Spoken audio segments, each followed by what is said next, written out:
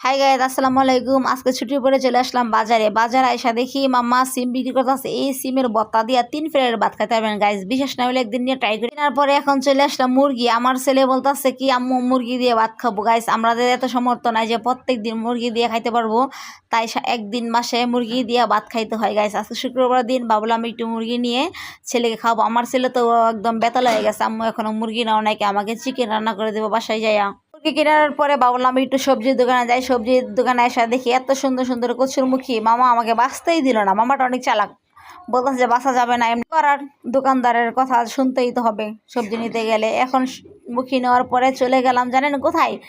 করলার দোকানে। ডাইরেক্ট এখন আমি চলে যাবো করলার দোকানে। এখান থেকে উনি আমাকে দেখাই দিল এদিকে আছে করলা দোকান, বেছে বেছে করলা নিলাম। উনি আবার খুব ভালো আসছিল, আমি বেছে বেছে নিতেছিলাম, তাও উনি আমাকে মানা করে নাই। আশেপাশে যারা আছে সবাই আমার দিকে তাকাই রইলো। উনি দেখেন কি একটা ভাব নিল আমার দেখা, বলতেছে আপু সবসময় আমার দোকান থেকে নিবেন আর আমাকে ভিডিও করবেন যেন আপনার মতো আমি একটা চ্যানেল খুলতে পারি আপু। আমি বললাম ইনশাআল্লাহ, দোয়া রইলো, খুলো, এগিয়ে যাও। উনি আমাকে এটা মেপে দিল। আমি ওনার কাছ থেকে এটা মাপা নেওয়ার পরে চলে যাব এখন সোজা ভেন্ডির দোকানে। গাইস ভেন্ডি না হলে আমার চলেই না। এখন চলে গেলাম ভেন্ডির দোকানে।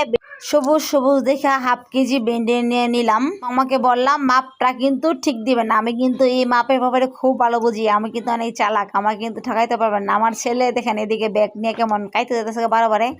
মামা আমাকে ভেন্ডিটা মাপা দেওয়ার পর আমি এখন কোথায় চলে যাবো গাছ বলেন তো? আমার আম্মার জন্য সিম নিতে। আমার আম্মা সিম দিয়ে অনেক সুন্দর করে ভর্তা বানাতো। আমি সিমের ভর্তা দিয়ে 4-5 প্লেট ভাত খাইতে পারি গাইস। সিম নিয়ে এখন আমি সোজা চলে যাব আমার আম্মার জন্য সুপারি নিতে। দেখি কোথায় সুপারি পাওয়া যায়। আমি এদিক সেদিক খুঁজতেছিলাম, এখন আইসা দেখি এখানে একটা বরিশাল্লা সুপারি ওলা মামা। এই মামাটা যে চালাকের চালাক, আমাকে সুপারি বাঁচতে দিতেছিল না। আমি তাও বলতেছিলাম মামা আপনাদের বরিশালের সুপারি এত এমন কেন, ছোট ছোট, বড় সুপারি হয় না? মামা বলতেছিল সুপারি হচ্ছে একটা গাছের আল্লাহর দান, এগুলা যেরকম হয় এরকম নিতে হবে। আমি বললাম কিচ্ছু করার না। এখান থেকে আমার একটা ভাইয়া ডাকতেছিল আপু আমার এখানে একটা ভিডিও করেন না প্লিজ।